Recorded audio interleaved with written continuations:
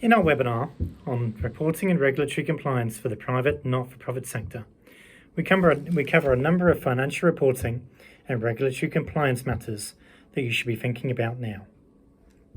In our first topic, we look at the environmental, sustainability and governance reporting environment, including what ESG reporting is and what has changed in the year, including the activities of the International Sustainability Standards Board, the ISSB, which formed in November 2021.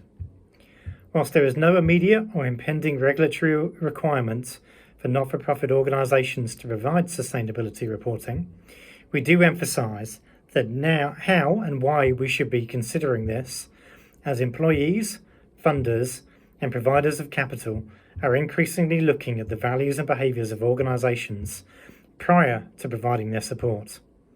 In our webinar, we highlight some key leading practices in the not-for-profit sector. In our second topic, we then look at changes in the not-for-profit regulatory landscape and some case law passed down in the year.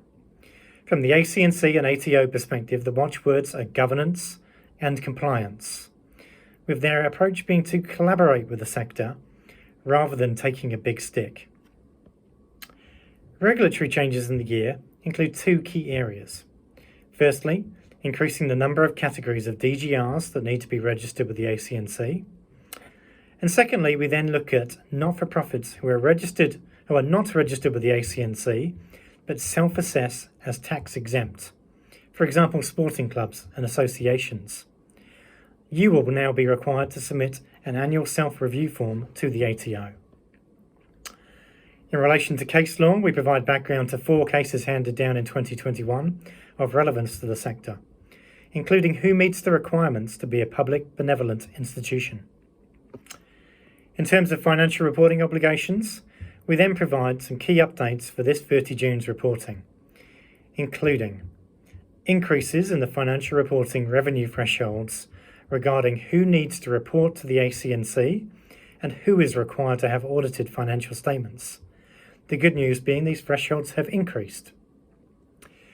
The introduction also for this 30 June of the simplified disclosure requirements in AASB 1060 for those of you that prepare Tier 2 general purpose financial statements and what this means.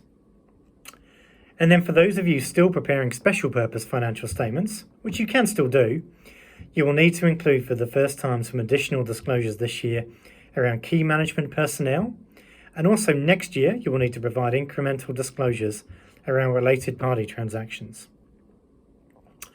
We then move on to provide an update to the AASB's programme of work, including the not-for-profit financial reporting framework, which could introduce a third tier of reporting with simplified recognition and measurement requirements, which would apply to smaller charities, as well as then highlighting the AASB's post-implementation reviews and exposure draft on AASB 15 and AASB 1058 application matters, those being the revenue and income standards applicable to not-for-profit organisations.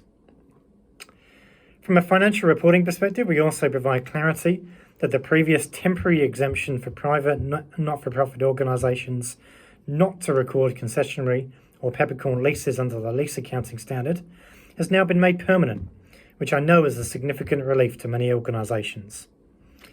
And then finally, we wrap up with some specific application issues regarding the amortisation requirements for bed licences in the residential aged care sector, and the changes in the disclosure requirements for those of you with fundraising licences in New South Wales or in Western Australia. So that's the summary of our webinar.